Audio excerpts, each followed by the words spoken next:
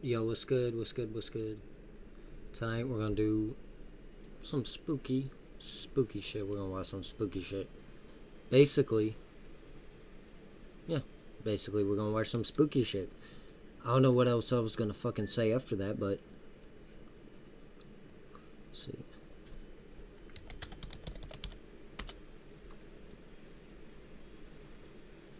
Check out Mr. Bowen's new shit. I ain't watched him in a minute.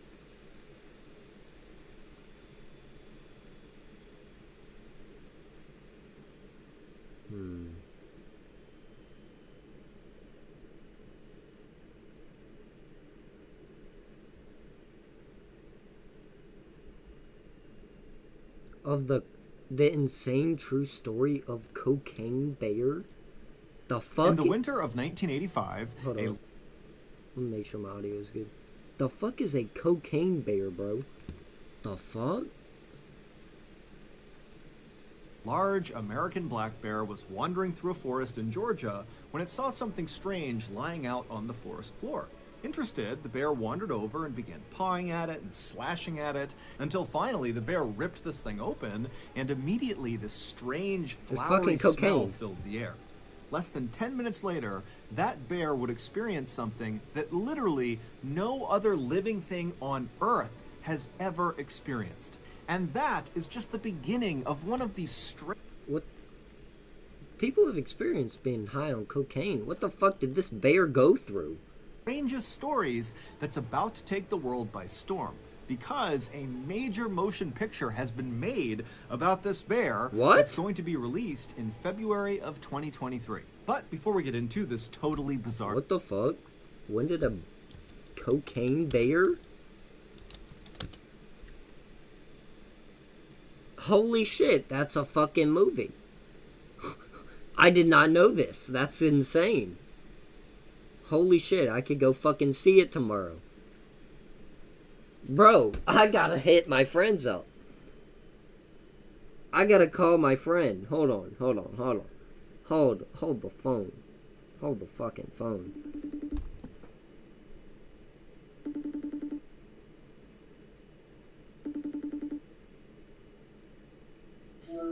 Cardell. Wait. Did you know there is a movie out right now called Cocaine Bear? Yes. Do you want to go see it? I'm going to the movies tomorrow to go see Quantumania. Damn, you sound tired as fuck. I'm about to go to sleep. Oh, my bad. Did I wake you? A little bit. My bad. I'm on stream right now. Oh, man, I thought you wanted to go see... I mean, we can go see that this weekend if you want. Bet. Actually, I don't know. It just depends. Alright. But I'll let you know. Alright, I didn't mean to wake you. You good. Alright, dog. I'll hit you up. Alright, peace. Well, shit. My bad. I mean, it is fucking 12 o'clock at night. I'm an idiot. Dark and mysterious, delivered in story format, then you've come to the right place because that's all we do, and we upload once a week. So, if that's of interest to you, please offer to make the like button a ham and cheese sandwich, but don't unwrap the cheese slices. Also, please subscribe to our channel and turn on all notifications. That's fucked up. Why would you do that? Any of our weekly uploads. Put fucking plastic in someone's sandwich? Today's story. What the hell, Mr. Ballin? Alright. Mr. Ballin. The bear, the plane, and the duffel. What the fuck? In early December of 1985, in the Chattahoochee National Forest in northern Georgia, Real photo a hunter of the Chattahoochee was very carefully making his Forest. way through the trees, trying to track a deer. Now, this hunter had been tracking this deer for over a mile, but it had been a while since he had seen any signs of it being... Bro, Mr. Ballin put so much fucking effort into his videos. Holy shit, I need to get good. Fucking, I have a skill issue, obviously. ...anywhere nearby. And as this hunter continued to creep along, he became increasingly aware of how loud each of his steps were, because the ground all around him was covered in dry leaves, and so every step he was taking was creating a loud crunching sound. And so eventually, this hunter just came to a stop and decided stalking this deer was totally pointless because he was basically scaring it away with these crunching sounds as he got closer to it. But before this hunter was ready to just give up and head back to his vehicle, he continued on a little bit further, and when he pushed through this particularly dense brush area, he saw this clearing up ahead. And the second he saw what was in this clearing, he froze, took a step back into the brush, and was a then bear, ducked wasn't down it? behind a rock. Yeah, Because it was in a that bear. clearing, he saw an animal, and it, It was a wasn't bear. deer. It was a It was bear. a huge American black bear.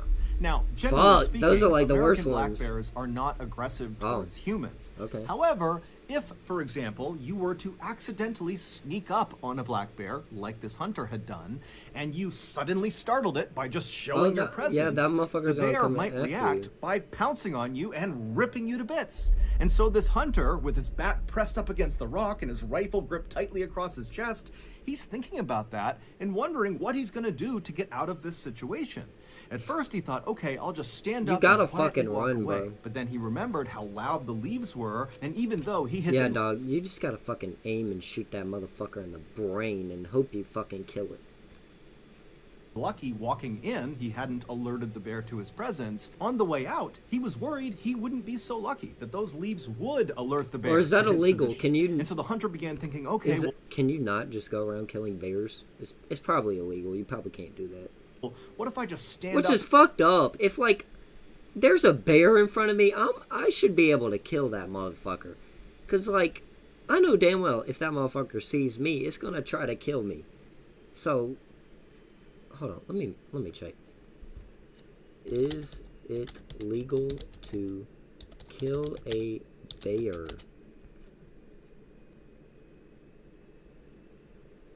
Illegal to hunt, wound, injure, kill, trap, collect, or capture a black bear. Oh, there's a season for black bears.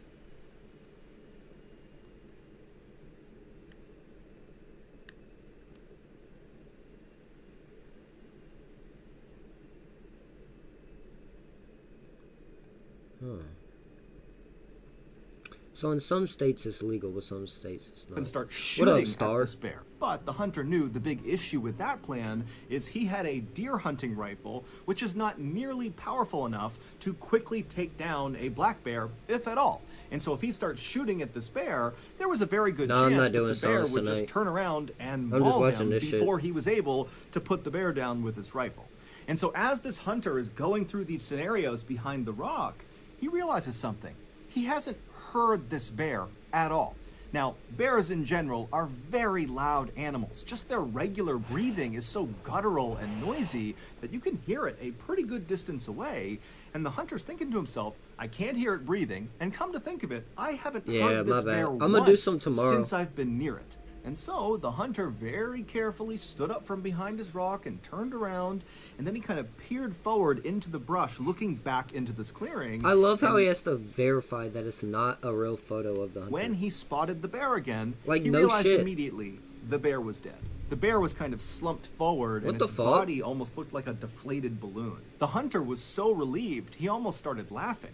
And so he stepped out from behind his rock, and he made his way through the No, brush why would you be relieved, bro? How the fuck did the bear die? into the clearing to get a better look at this bear. And when the hunter was right over the top of this bear looking You saw a video of a bear eating a guy's face like it was uncensored. Yeah, I saw a video of like that too. I think I saw a video from him once, and it was about this guy and his wife, and they were like camping in Australia or something. And like a bear walked up on them while they were asleep in their tent and like ripped them apart. And like you can like the dude took his phone and like recorded an audio message for some fucking reason when the shit was happening. And like you could hear everything happening. That shit's crazy. down at it, I couldn't fucking something imagine. Like, immediately struck I am never going camping just for that fact alone. Fuck a bear, fuck a snake, fuck any of that shit, bro. I do not want to be around it. Like, I'll camp in an RV, but like as far like as tents go, I'm not doing that shit. him as very odd. This bear was far too young to have died of natural Cartel, dude, fuck. Cut off a guy's leg and hit him with it? What the hell? What is wrong with people? People are so fucked. Pauses. However, after this hunter kind of poked and prodded the bear and lifted it up on either side to try to look underneath it, he couldn't see any visible injuries. It was like this bear had just randomly dropped dead. But the hunter didn't spend much time thinking about what happened to this bear. Instead, he thought to himself, there has to be some sort of logical explanation. Why would the hunter not think about what the fuck killed the bear? It's a goddamn bear. Bears don't just die like that. For what killed it. He was And alive with when he one cut last his look leg at off the and bear whacked on him the with it? ground, What the hunter fuck? turned around and began the long walk back through the woods back to his vehicle. It would turn out there was an explanation for what happened to that bear. However, it was anything but logical. But to get to that non-logical explanation, we first have to go back in time. God damn Around it. 11:30 p.m. on September 10th, 1985, 1980 3 months before what the the hunter fuck? discovered this dead bear, two pilots were flying their little 6-seater Cessna airplane over northern Georgia, making their way north towards Tennessee. And as these pilots flew along very casually, they suddenly intercepted over their radio a voice message that they definitely were not supposed to hear. It sounded like other pilots communicating with each other, and what they were talking about I'm scared was as how fuck they of the were cartels, now too. going to follow this little Cessna airplane that they could see that was currently flying over northern Georgia. Now, radio traffic like this can only really be intercepted if your radio that's doing the intercepting is physically close to the person doing the transmitting. And so, knowing this, That's the weird. two pilots in this little What Cessna the fuck does this have knew to do that with a whoever bear? was talking about following that little Cessna, they had to be talking about them, the two pilots in that Cessna. Now, for most pilots, if you suddenly overheard a radio transmission that your plane was getting followed by some other pilots, you might reach out to those pilots and say, "Hey, why are you following me? What's Facts. going on?" Now, the co-pilot of this little Cessna might have wanted to react that way. However, before he could, the main pilot stopped him and said, "I actually know exactly why somebody might want to tail us, and unfortunately, we're both going to have to jump out of this plane."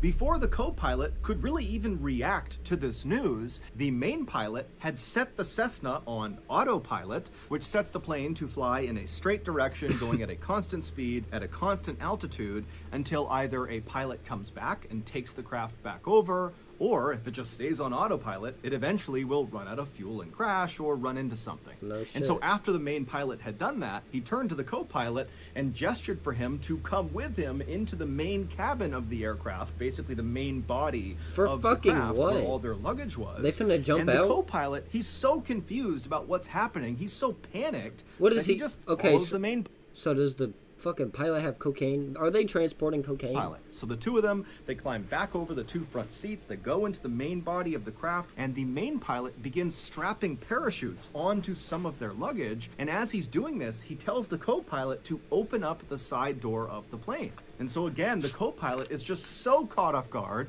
he has no idea how to handle this, and so he reaches over and he slides open this door of this moving plane. And as soon Yeah, as he did, yeah, that's what's happening. They're fucking getting chased by like the military or some shit. It's like the fucking car. It's probably the fucking cartel doing this shit. Fucking, they fly planes over Georgia and just like drop fucking cocaine off. That's this crazy. huge rush of cold night They're air like fucking blasts Santa for crackheads. Holy shit. inside of the cabin, and it became so loud from the howling wind coming in that the two pilots couldn't even talk to each other. And then the main pilot just began pushing the luggage out of the plane just into the night, falling straight down to the ground far, far below them. And at some point, the co-pilot just joined him and began pushing the luggage out of the plane.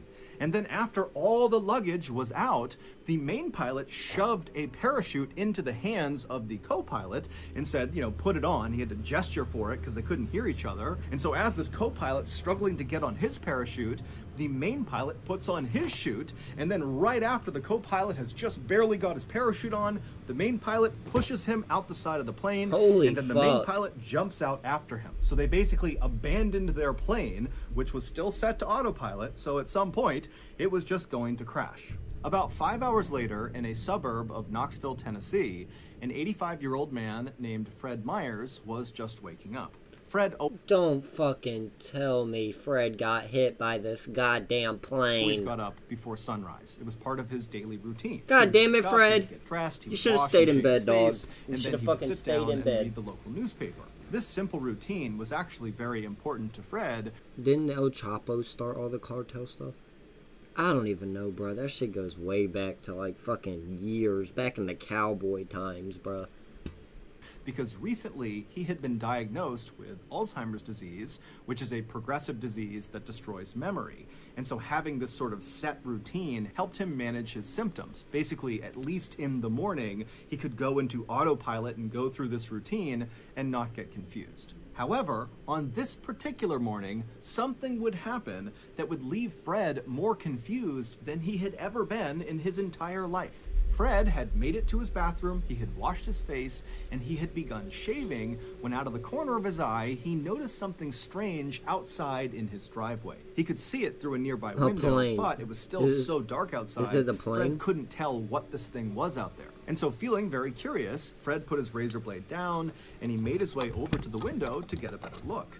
And when he reached the window and looked out at his driveway and saw what this strange thing was, he could not believe his eyes. It was a There was plane. this huge parachute out on Oh. his driveway, and on the parachute was the main pilot of the Cessna. After the main pilot Did he had die? pushed the co-pilot out and leapt out himself, when he pulled his ripcord, his chute either didn't deploy, or when it deployed, it didn't inflate fully, and so he was forced to go to his reserve chute, but it didn't inflate fast enough to stop him from crashing into the ground. And so the main pilot slammed into the ground, basically at terminal velocity, damn. and so he sustained catastrophic internal injuries, and he died Damn. within a couple of minutes of hitting the ground.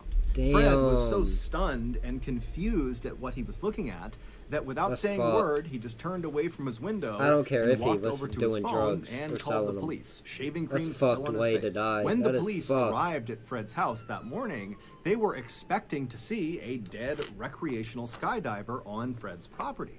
But when they walked up the driveway and saw the dead man for themselves, they knew right away this was not some recreational skydiver.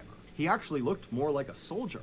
He was wearing a bulletproof vest over some camouflage fatigues, and he had night vision goggles strapped to his head.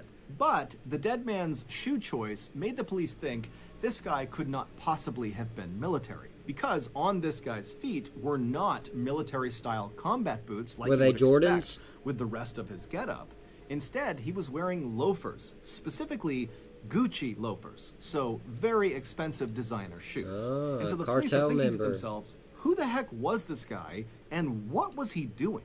The police would figure that out. Yeah, he's a cartel However, member for first, sure. we have to fast forward 2 months to late November 1985, so roughly 2 weeks before that bear was discovered by that hunter in Chattahoochee National Forest. Now, at this point in late November, that black bear was alive and well and living a typical black bear life in the Chattahoochee National Yeah. Forest, which meant he mostly spent his time wandering around the woods looking for something to eat. And Bro, on this sometimes partic- I just wish I was a fucking black bear, bro. Imagine how easy life would fucking be, bro. You just wander around the fucking woods, I don't know, fucking go to the pond, eat some fucking fish. You got an ad? You got a fucking ad? You just got an ad on my shit? Ain't no way. particular day in November, the bear was doing just that when out of the corner of his eye, he spotted something strange lying on the forest floor. It was one of the pieces of luggage that the two pilots had pushed out of their plane. It was this big, heavy duffel bag. Now, the bear had no idea if this duffel bag contained food, but the bear was optimistic, so it meandered its way over and began pawing at the bag with its massive claws, and pretty much immediately, his claws tore open a hole in this bag. And suddenly, the air all around this bear was filled with this glorious, flowery smell. So the bear Glorious. put its nose directly into this rip in the bag and began sniffing and licking the contents of this bag. And apparently, the bear just loved it because it ate whatever was inside of the bag, all of it. And when he was done, the bear felt so good, he was so full of energy that he just started sprinting in a straight direction. Oh my And after fucking god, Jesus Christ. Whoever is in the path of this fucking bear is finna get absolutely obliterated. Like, that bear, like, ate, like, fucking pounds of cocaine. What the fuck? At top speed, about 100 yards, every major system inside of this bear shut down all at once, and he died on the spot, collapsing in that clearing. And then, about 2 weeks later, that hunter walked into the Chattahoochee National Forest and discovered this dead bear. And then, within 24 hours, the hunter was back home, and he told one of his friends about discovering this dead bear. And when he told his friend about seeing this bear, he also kind of casually mentioned that he had seen a duffel bag in the forest not far from this dead bear. Now, to understand what this friend did next, you need some context. By this point in time, the police had actually figured out a lot about that dead man on Fred Myers' driveway, the main pilot of the Cessna. They knew he was a 40-year-old man named Andrew Thornton, who had served in the U.S. Army as a paratrooper, but after getting out of the service, he had kind of gone astray in his life and become a big-time smuggler of illegal goods. The police had also figured out by this point that Andrew, along with a co-pilot, had been the people flying that Cessna that eventually was found crashed into a mountainside in North Carolina. The co-pilot had survived the jump out of the Cessna, and so the police tracked him down, and they very quickly realized this co-pilot was really just a victim of Andrew. Andrew had told this guy they were just going to fly to the Bahamas for a vacation. And so when the plan completely evaporated, and suddenly Andrew is barking orders at this guy to open up the plane and push the luggage out and jump out, the co-pilot said he just totally panicked and just started doing whatever Andrew wanted. And so this guy was just totally terrified, and really all he could offer police was just to confirm that, yup, Andrew was the main pilot, and yes, we really did push his luggage out of the side of the plane over some forest in northern Georgia. The police believed the co-pilot and did not charge him with any crime. The police would go and search all over northern Georgia, and they would find the majority of the missing bags. However, they knew they were still missing some, and they knew they really needed to recover them. And so, around the time that this hunter is telling his friend about this bear encounter and this duffel bag, the police were constantly having news outlets tell people in northern Georgia that if you see one of these duffel bags attached to a big parachute or something, please come forward and tell us. We are looking for these. And so the hunter's friend thought, you know what? That duffel bag he mentioned out in Chattahoochee National Forest, which is in northern Georgia, might be one of those bags. And so the friend called authorities. Authorities were thrilled to get this tip, and so they charged out to the Chattahoochee National Forest, and they made their way out to where this dead bear was, and then sure enough, about 100 yards away from this bear was this bag, and it was one of the bags they were missing. Oh God, I guarantee you, bro, if like the police that's so stupid for them to come out to the public and be like, if you see a duffel bag, we really need it. Like, people are gonna know what the fuck is up, bro. Empty. Because, as we already know, that black bear had eaten everything inside of this bag. And as you might have guessed, that bag, along with every other bag that had been cast out of the Cessna that night, was full of cocaine. Because Andrew was a drug smuggler. And on the night he and his co-pilot leapt from the Cessna, he was trying to smuggle 900 pounds of cocaine from South America into the United States. That transmission that Andrew and the co-pilot suddenly overheard on their radio as they were cruising along in their Cessna was the sound of federal agents within the U.S. Customs and Border Protection Agency who had been tipped off about Andrew's big drug run, and so they really had... Actually, I've always heard never to eat bear, because bears actually have like this parasite in them that is really hard to cook out.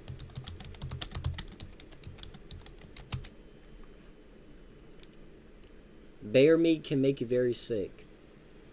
Carry the larvae of a nasty parasite, Trichina spiralis.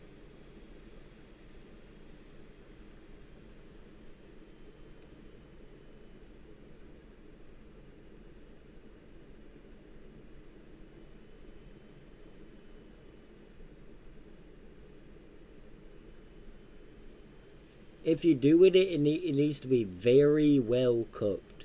Like, fucking cook the shit out of. Because they carry that parasite in them. Sent 2 planes to go follow him and potentially intercept him.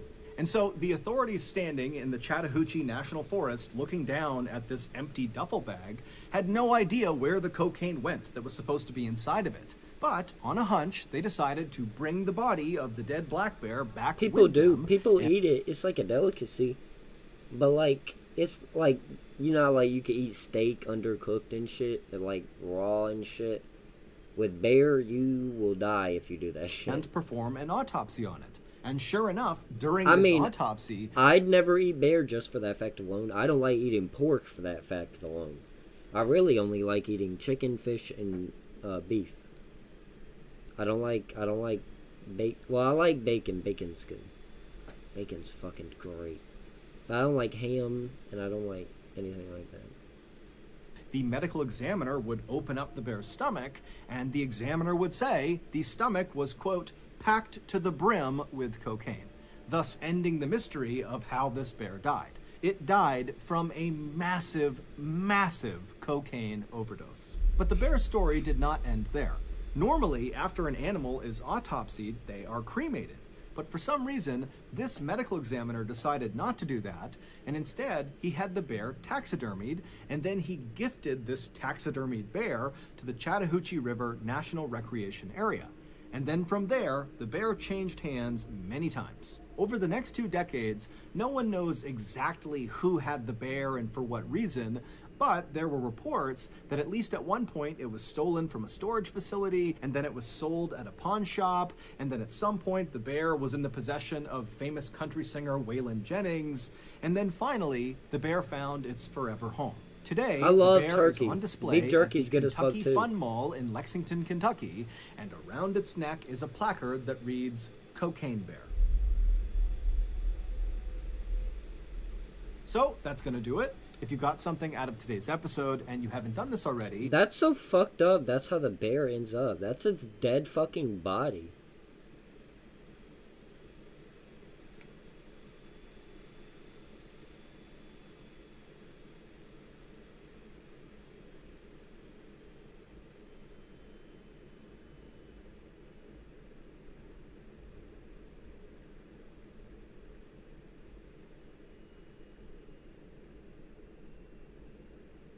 Yeah, that bear, for like those few minutes it was fucking alive, was the fucking deadliest animal on the planet.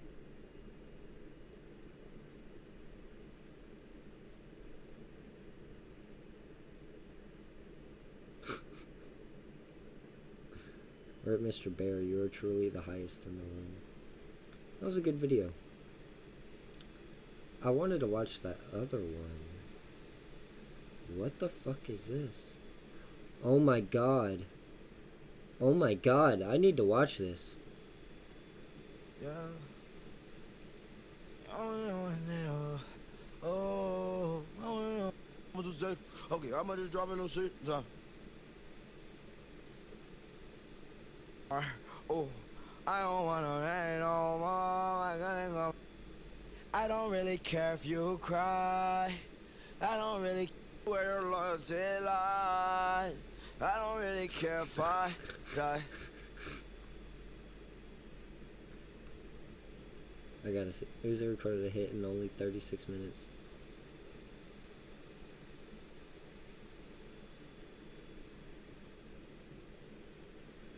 Honoration never lied.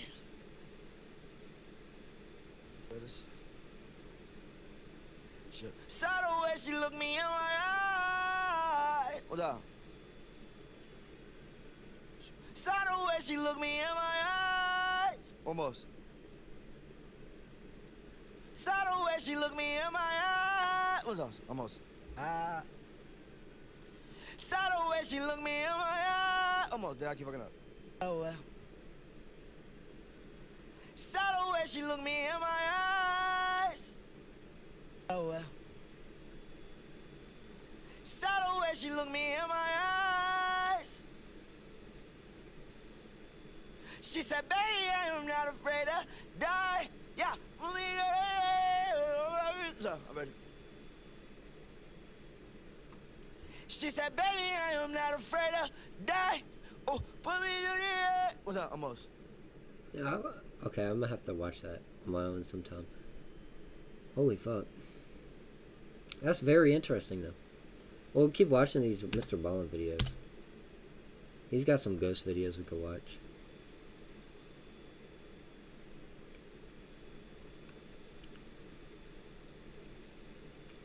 The Bell Witch Haunting. One night, 4 young brothers were sleeping in their bedroom in their little house in Tennessee when they started to hear what sounded like a rat gnawing on one of their bedposts. So the 2 oldest brothers climbed out of their bed to go find this rat, but the second their feet touched the wooden floor, the gnawing sound stopped. The boys checked. Honestly, I don't think they're real. I'm gonna be completely honest.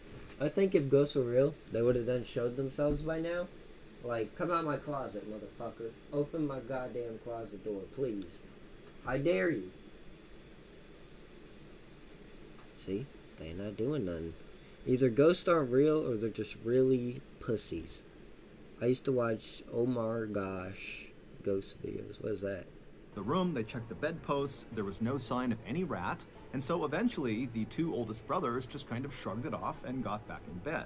But when they closed their eyes again, the gnawing sound filled the room again, except this time it was louder and more frantic. Little did they know, these sounds were just the beginning of a multi-year-long nightmare that they and the rest of their family would have to endure.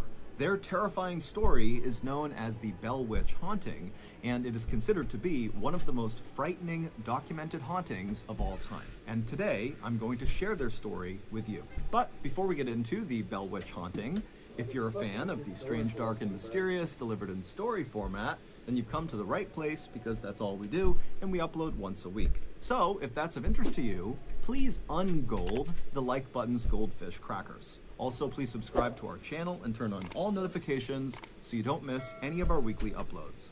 Okay, let's get into today's story.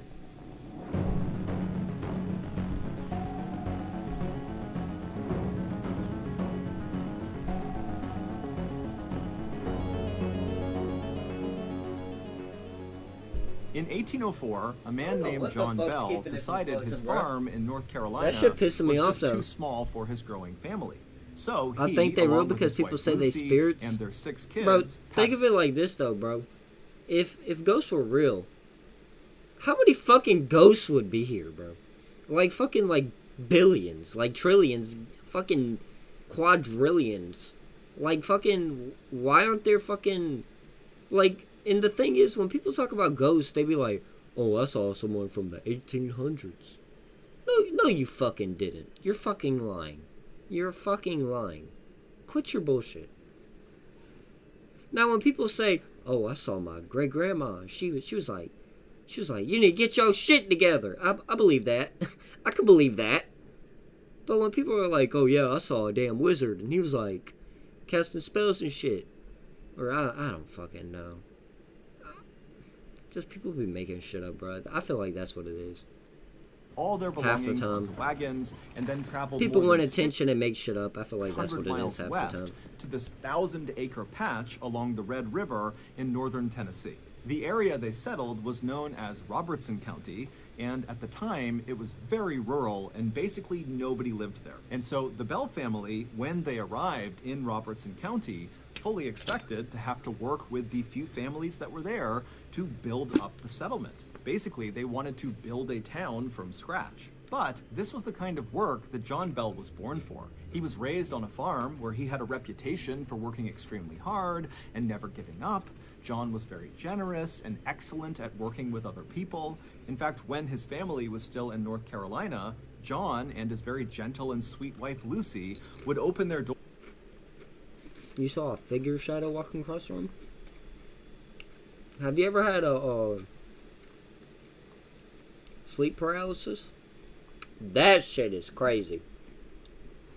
I had that shit one time only, and my room was completely set up. My bed was in the middle of my room, and I woke up one morning, and it was weird because it was the middle of the day. Like, I had sunlight coming through my blinds, and like I could see everything clear as day. But when I woke up, I couldn't fucking move.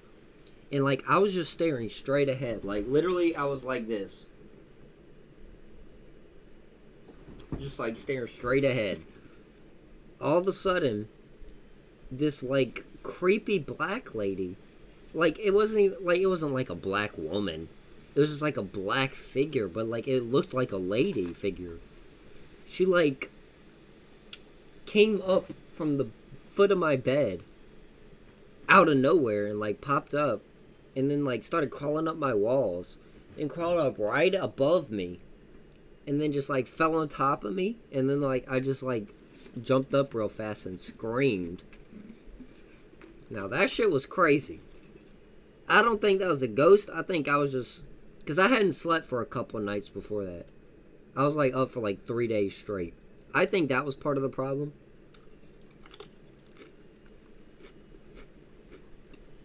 But that shit is crazy. Or to anybody who needed a place to stay or a hot meal, and sometimes John would just give I would way more believe that aliens are real over ghosts. Because like, look, there's so many fucking planets out there, we don't even know how many. We can't even count. The universe is always growing, bro. There's gotta be other people out there. We can't be the only fucking ones, right? At least I hope.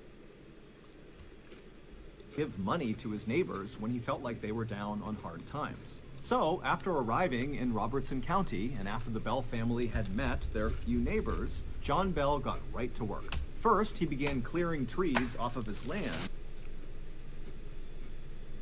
See, I don't know if it was a dream, because my eyes were open. At least I think they were. Maybe it was a dream of me having my eyes open. But that's weird, because when I woke up, it was daylight. And it didn't even feel like I, opened my eyes. I don't know. And then with that lumber, he built a 1.5-story log house up on this hill not far from the Red River.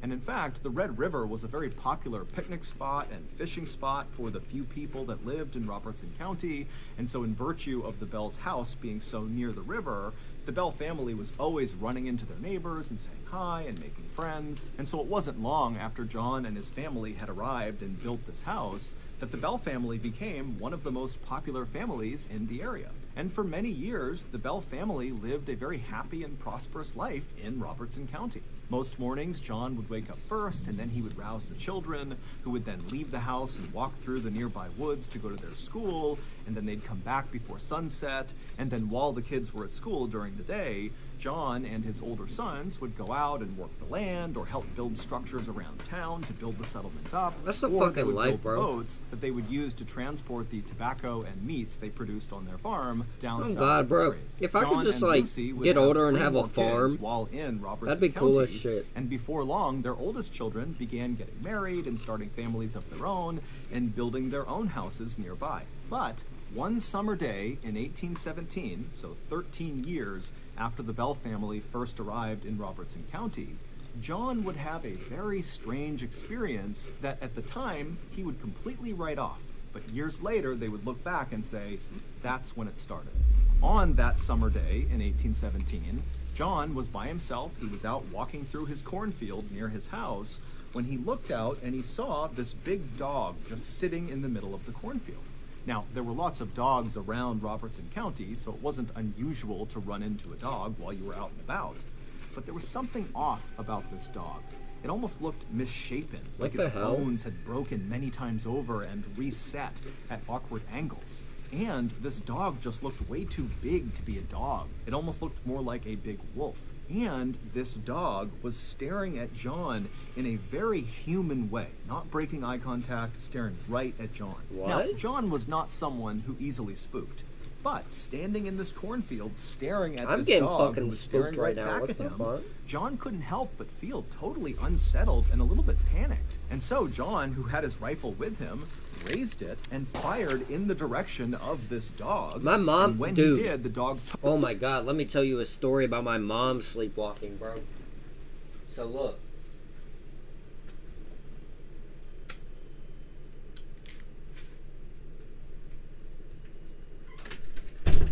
When I was 6, Me and my mom used to live in these apartments, right? And I had like a little bunk bed. And I used to sleep on the bottom bunk. One morning I wake up and I heard something. I could hear some racket. It coming from my mom's room, right? So I'm just like laying in bed. I'm like, okay. My mom's, oh, I don't know what she's doing. It was like a Saturday. I thought it was weird because it was a Saturday. Like, she didn't usually get up this early. It was like, I think it was like 7 o'clock. And, all of a sudden I see her walk real fast past my doorway. And I'm like, huh? Mom? And I call out her name. I'm like, Mom? No response. About 2 minutes later, like, at this point I'm freaked out because I'm like 6 and I'm like, what the fuck? Okay, what the hell? Because like I yelled my mom's name. I was like, Mom! And like no response or nothing. So like 2 minutes later, all of a sudden she walks past my doorway right back towards her bedroom again real fast. And I'm like, okay, what the fuck is happening? So what my dumbass does, I put my blankets over my head. And I'm like, okay, I'm gonna go back to sleep. No, I'm not. What happens 5 minutes later? I hear my mom walking super fucking fast into my room, right next to my bed. Creepiest shit ever, right? Right next to my fucking bed. I slowly take the covers off my head. My mom is literally staring down at me like this. Like, just like staring at me, not even fucking blinking. And I'm like, Mom? Mom, what are you doing? Mom.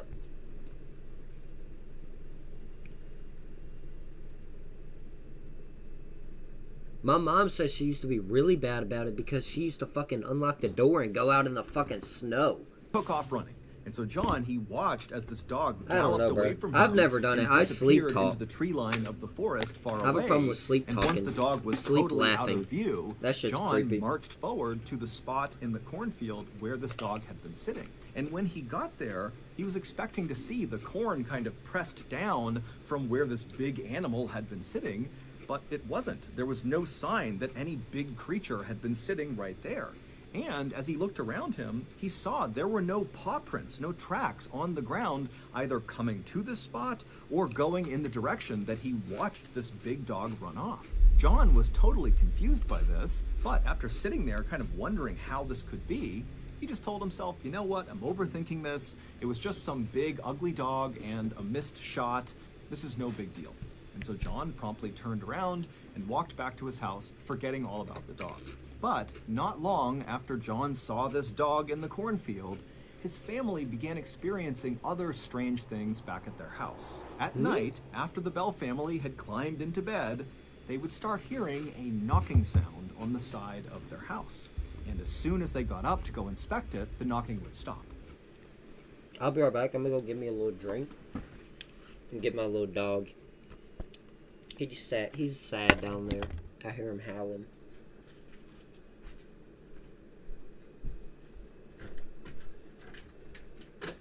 Holy shit, Rowdy, you just scared the fuck out of me. Come on, bud.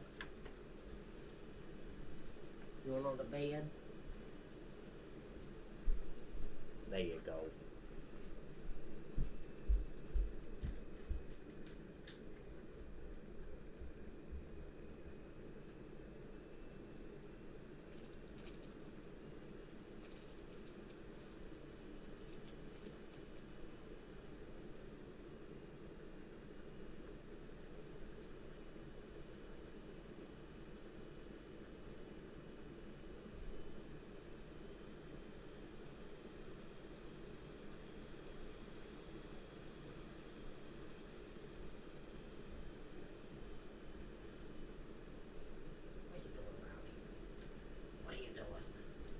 What are you doing? What are you doing, crazy dog? Crazy dog. What are you doing?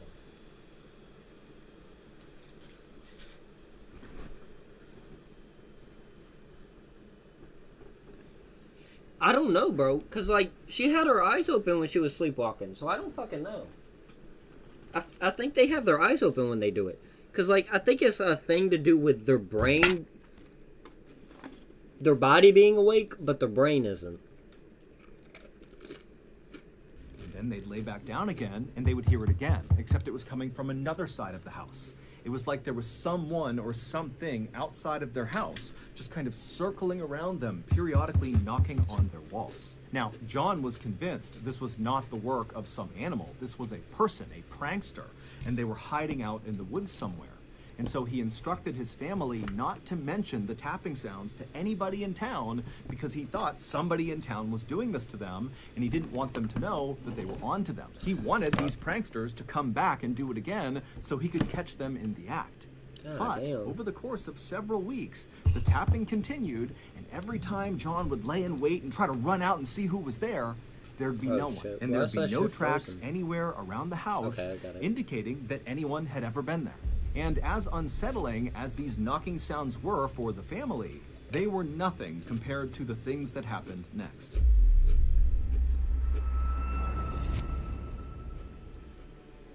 My pet frog, Seagull Lung, is a huge fan of the strange, dark, and mysterious delivered in story format, and so for his birthday, which was last week, he asked me if I would take him Be safe. Alright, you too. on a special camping trip where all we did was sat around the fire and I just told crazy stories. And so of course I said, sure, Lung, I can do that for you. And then, on his big day, Lungy came bounding down the stairs all excited for his big camping trip. And I stopped him and I said, hold on a minute, Lung. Forget the camping trip. I got something even better for your birthday. And then from behind my back, I presented a gift fit for the gods. Homemade fermented Norwegian lemming liver cakes with a side of koala stew. Now I know what you're thinking. Wow, Lungy must have been so happy. But no, he wasn't. Turns out my gift was gross and way worse than a strange, dark, and mysterious themed camping trip. But there was a silver lining to this minor birthday snafu. After Lungy refused to eat my beautiful gift, I went online to try to figure out what Lungy would eat. And so I typed into Google, who has the best food in the world? And 2 words popped up It's an that changed ad. my life. Hello Okay, Fresh. Mr. Ballin. With HelloFresh, America's #1 meal kit, you can skip the grocery store and take You would have been... I know you keep seeing me look behind me, bro. Like, when he starts doing those ambient noises in the background, that shit starts freaking me out. Like, a creaking noise will occur, and I'll think the motherfucker's walking out my damn closet. I'm getting freaked out. I'm not gonna lie. I'm getting scared. Right to your door. With over 35 weekly recipes, they have the options you're looking for to help you achieve your New Year goals. Choose Calorie Smart or Carb Smart recipes, or even customize select meals by swapping proteins or sides, or upgrading your proteins, or adding a protein to a veggie dish. And with HelloFresh, you always get top quality. Their ingredients come from the farm to you in 7 days, so you literally are eating fresh. HelloFresh. So, if you're like me and you keep gifting your loved ones terrible exotic food dishes for their birthday, then you need to sign up for HelloFresh today. I usually to give do my that, loved ones go to money. HelloFresh.com So and they can use get whatever code the fuck they want. MrBallin21 for 21 free meals and free shipping. Again, go to HelloFresh.com and use code MrBallin21 for 21 free meals and free shipping. Okay, back to the story. Alright, thank you, Mr. Ballin. And yeah, from now on, I'm gonna... If I'm watching, like, another YouTuber's, like, videos, and they have an ad, I'm gonna watch that shit, because, like, I might as well. Because, like, I'm kind of stealing their content in a way. Like, I'm not straight up ripping it off, because I'm, like, I'm changing it, I'm adding shit, I'm fucking pausing it and talking for a couple minutes, am I not? But yeah, I'm gonna just watch their ad reads, because why not?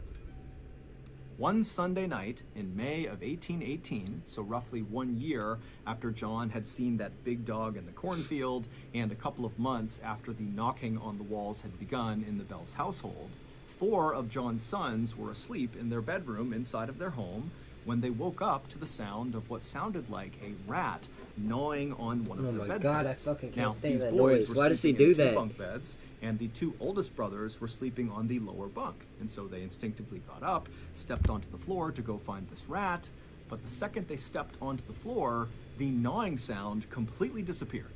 The 2 boys searched the room for this rat. They couldn't find it. And when they checked all of the bedposts, there was no sign that any of them had been gnawed on. So the 2 older brothers finally just kind of shrugged it off and climbed back in bed. The moment they closed their eyes, the gnawing sound began again. Except now it was I have YouTube Premium. Those are just ad reads. It's just like his sponsors in a video.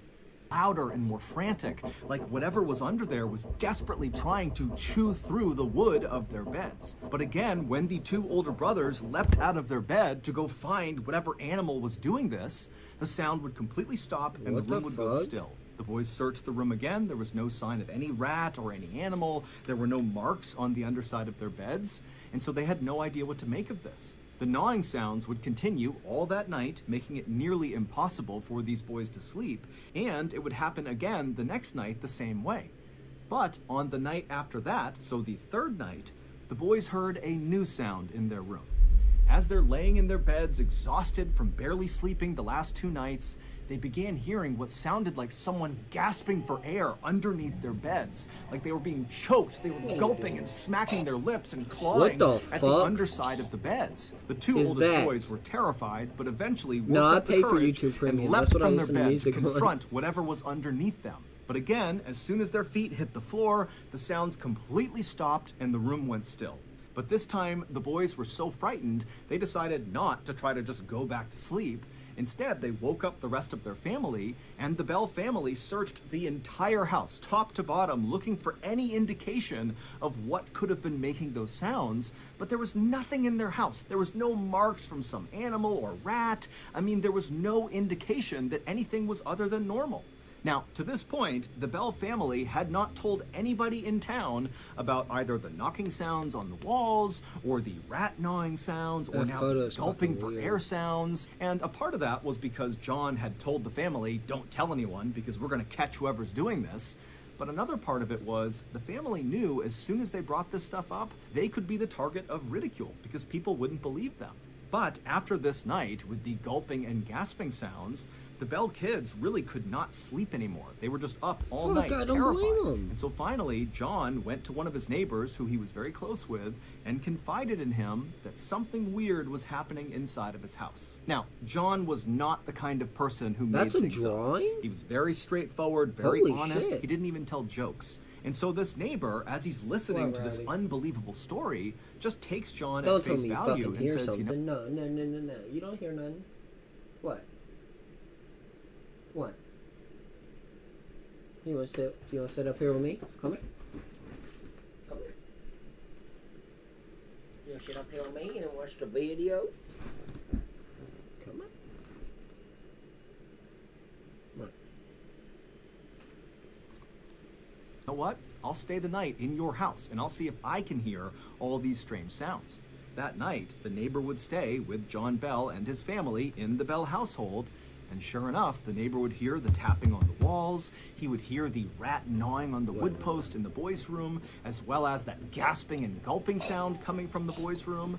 And this neighbor was so terrified that he did The not weirdest last the stuff night happens in when John's I house. watch He scary left in the videos middle like of the this. night to go back to his house. Your After TV this, just word glitched. That's spread quickly weird. That's around weird as Robertson fuck. County about what was happening at the Bell household, and the way the townspeople reacted was very supportive. I mean, the Bell family had been instrumental in building up the settlement, and John and his wife Lucy were so kind and generous, and so the townspeople decided that they were going to find a way to rally around the Bell family and try to help them. So other people in town began volunteering to spend the night inside of the Bell household with the Bell family. One, because they wanted the Bell family to feel some security, having some more people around them. And two, these people were thinking that maybe just You their gonna follow, presence man? inside of the Bell household follow? would scare off whoever or whatever was tormenting the Bells. But no matter who stayed inside of the Bell household, the noises persisted don't go through every that way. single night. Townspeople came up with all sorts of explanations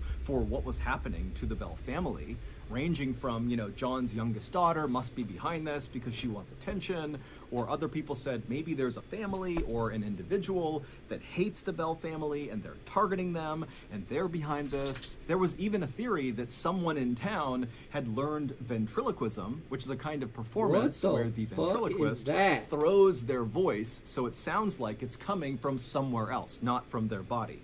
And so the idea was this ventriloquist was just a prankster and they were screwing with the Bell family.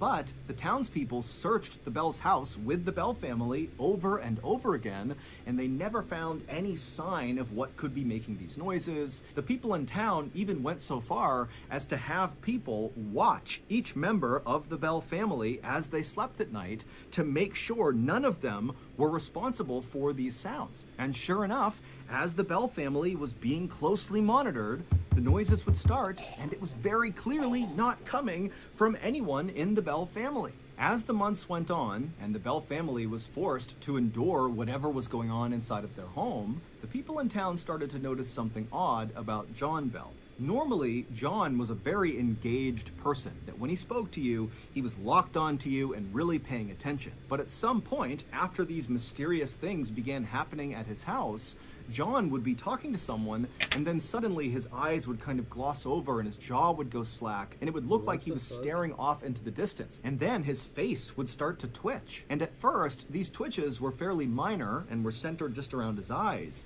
But over time, these twitches became much more dramatic, to the point where his jaw would start to kind of quiver up and down, and his eyes would begin blinking out of sync. And then when the twitching finally stopped, John, without saying a word to the person he had just been talking to, would just wander back to his house. He'd go up to his bedroom, and he would sit on his bed for hours and hours and hours, just staring at the wall, not eating, not drinking, not saying anything. The Bell family felt like they were hostages in their own home. They had no idea what was causing these things to happen or why they were happening, and they were all filled with this constant sense of dread. As for the townspeople, most of them had come to believe that why wouldn't they just move? Why wouldn't they just leave the house? Honestly, the Bell family was likely why caused did I by just their now think neighbor, about that? Kate Batts. Move. Kate was known to be very eccentric and kind of unpleasant, and she was known to be fairly unlucky because her husband had become disabled and her 3 kids had all died young. Kate also had this strange habit of using really big, complex words in her conversations, but she misused the words, and so everything she said kind of sounded off. Townspeople would talk about Kate Batts' witch, and they started referring to whatever was causing the strange phenomenon at the Bell household as just Kate. However, when Kate found out about this, she was totally offended and said she had nothing to do with whatever was happening to the Bells. By September of 1820, the terrifying happenings at the Bell household had been going on for 3 years, and somehow the Bell family had just learned to live with it. However, John Bell was not doing good. It was like the longer these strange things were happening, the more and more John seemed to become a shell of his former self. His sudden dazes and twitching fits began to happen more and more frequently, and the time he would spend afterwards sitting in his bedroom staring at the wall in silence would go on longer and longer and longer. In private, John would tell his wife, Lucy, that he believed someone or something was torturing him to death. And then one day, as John was getting sicker and sicker, one of his daughters, Esther, left the house to go gather up some eggs in the hen house, which was across the lane from where the Bell house was. And so she left the house, she crossed over the road, she began walking up towards this hen house, and as she was walking, she heard what sounded like someone moving behind her. And so she turned around, and she saw there was this woman dressed all in black with her head down, walking slowly down the road she had just walked on towards her house. So she's basically walking exactly where Esther had just come from, but Esther had not seen her until just now. So she wasn't really sure how this woman had arrived on the road, but Esther wasn't worried. She looked at this woman, she didn't recognize her, but just assumed she was somebody from town, and that was it. And so Esther turned away from this woman and walked the rest of the way up to the hen house. She went inside, she got the eggs in her basket, and then when she came back outside again and she was back on that road, now facing in the direction of her house, she saw this woman in black with her head down was still trudging along slowly, now much closer to the Bell household. And so Esther, she began walking down the road, looking at this woman, trying to figure out who she was. And as she got closer and closer, she recognized her as somebody from the village. This was a neighbor of hers. And so Esther yelled out a friendly hello. But this woman in black with her head down didn't turn around, she didn't react, she just kept on slowly walking down the lane towards the Bell house. And so Esther began walking a little bit faster, getting closer and closer to this woman, and she yelled out a few more times, "Hey, hello, how are you?" But each time, this woman in black just appeared not to hear Esther. And Esther, she's looking around, and there's nobody else out. It's just her and this woman who's now about 15 feet away from her. And so Esther starts to feel really uncomfortable about this woman. And so Esther just stops on the road and stares at the back of this woman. And the second Esther stopped, this woman who was trudging along also suddenly stopped. And then she reached up with her hands, her back is still to Esther, and she took her bonnet off of her head. A bonnet is a type of hat. And then she dropped the bonnet on the ground, and right away this woman's black matted hair kind of tumbled down over her back. And then this woman, without moving, began reaching up and stroking her hair, running her fingers through her hair as if she was trying to comb it out. And so Esther is watching this, kind of wondering what's going on here. And so Esther began walking slowly closer and closer to this woman to make sure she was okay.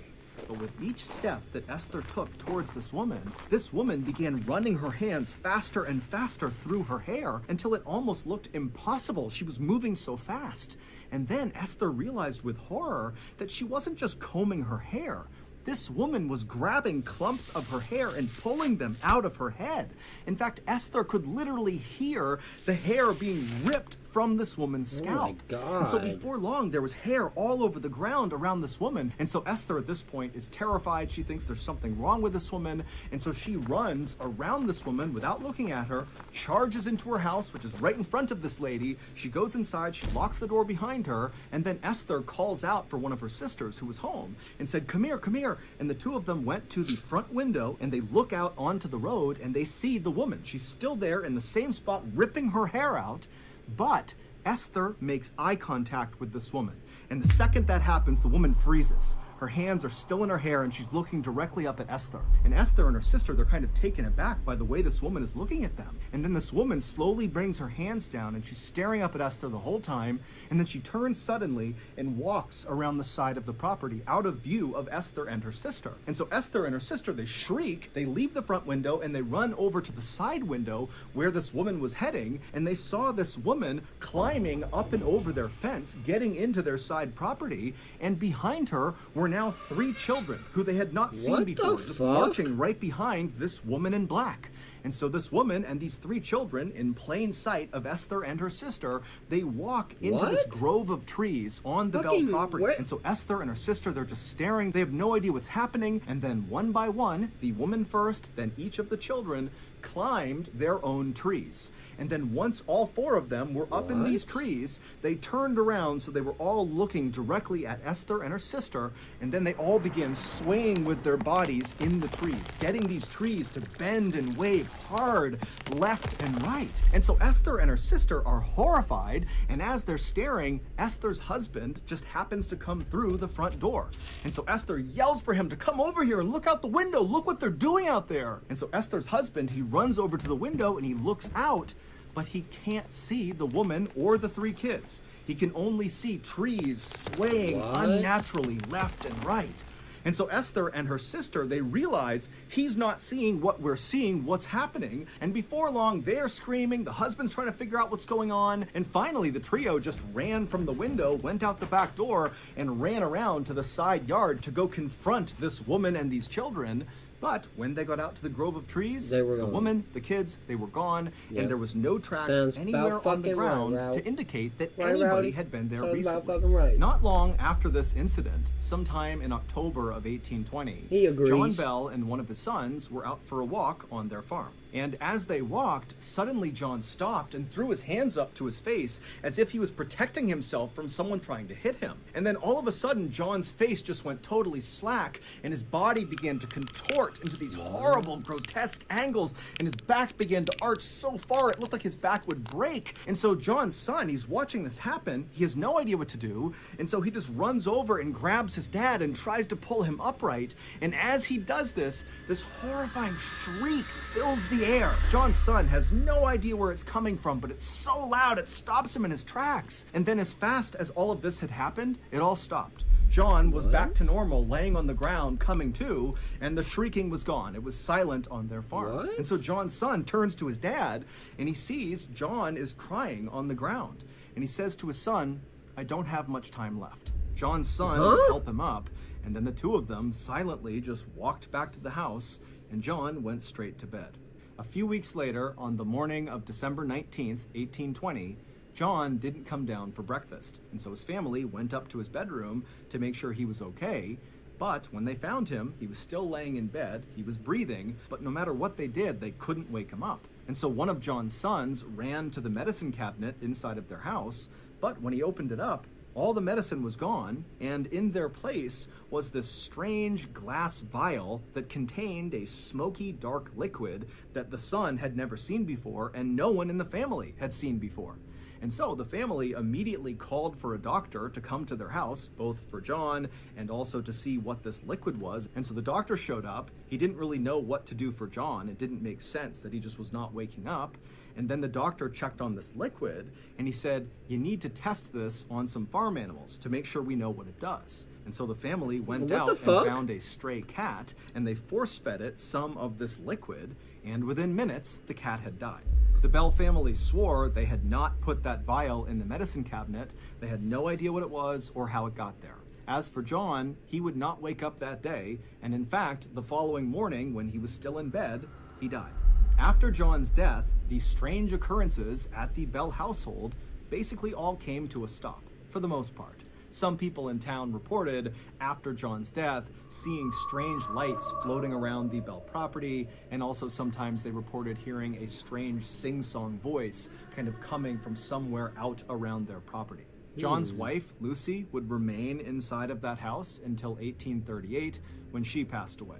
Today, there's nothing left of the Bell household. However, there is a cave on their property, an underground cave, and people swear that's where whatever tormented the Bells came from. So, that's gonna do it. Y'all wanna go visit a creepy-ass fucking cave? What the fuck?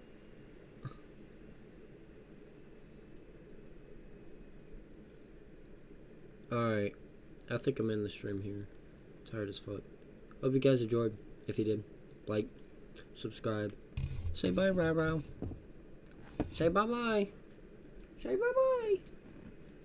Say bye-bye. Alright, y'all.